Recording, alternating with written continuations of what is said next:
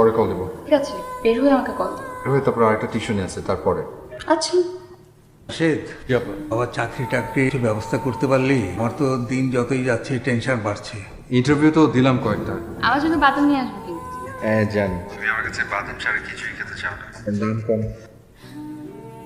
কে বলেছে তোমাকে এই কথা? আমি তোমাকে বাদাম আনতে বলি কারণ আমার বাদাম খুব পছন্দ। হ্যাঁ আচ্ছা আচ্ছা। আহের অবস্থা তোমার দেখি।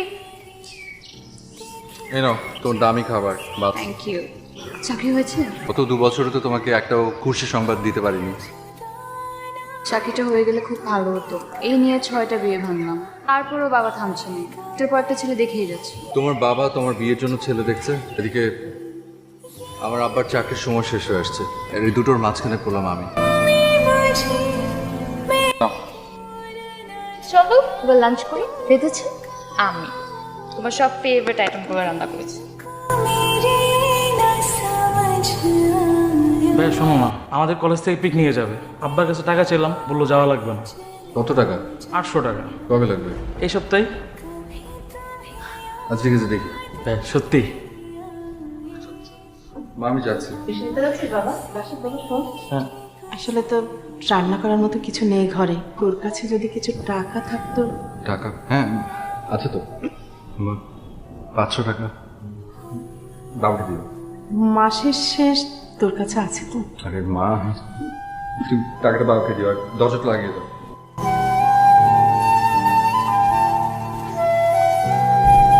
আপনি অনেকদিন আগে একটা কোচিং সেন্টারে পড়াতে বলেছিলেন না? আমি ওটা এখন করতে চাই। টিউশনির ফাঁকে পারবি? একটু কষ্ট হয়ে যাবে কিন্তু করতে হবে। আর টিউশনির টাকায় শুধু চলছে না। ঠিক আছে, আমি তাহলে কোচিং এর মালিককে বলে দিচ্ছি। বাবা প্লিজ আমাকে আর কয়টা দিন সময় দাও।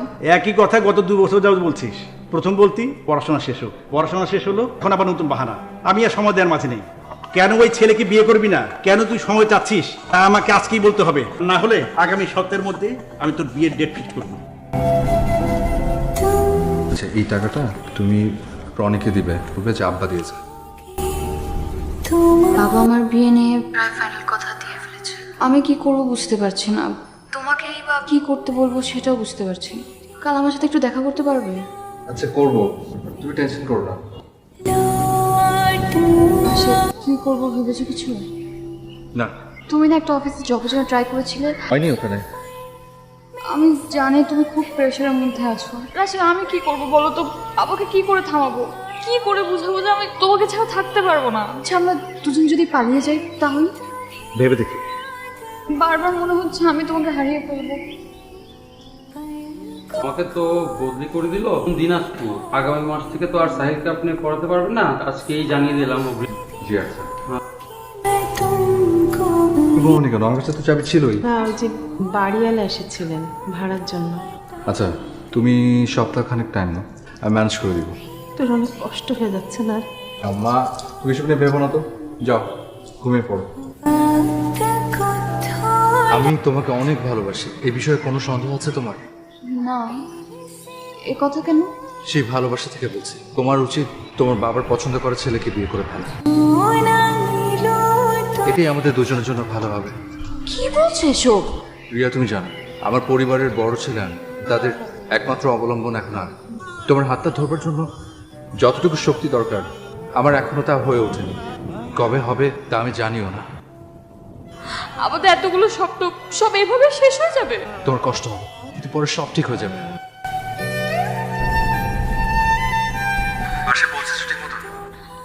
আমার সাথে কেন এমন হবে? আমি কেন এক জীবন আমার ভালোবাসার মানুষ পাবো না? মেনে নিতে হবে সবকিছু। আমাদের এত কিছু সবকিছু এভাবে শেষ হয়ে যাবে? একটু শক্ত হও। জীবনকে আমরা যেভাবে দেখি জীবনটা আমাদের সেভাবে দেখে না। আমি তোমাকে কোনো মিথ্যা আশ্বাসে রাখতে পারবো না। আমার অনেক কষ্ট হচ্ছে।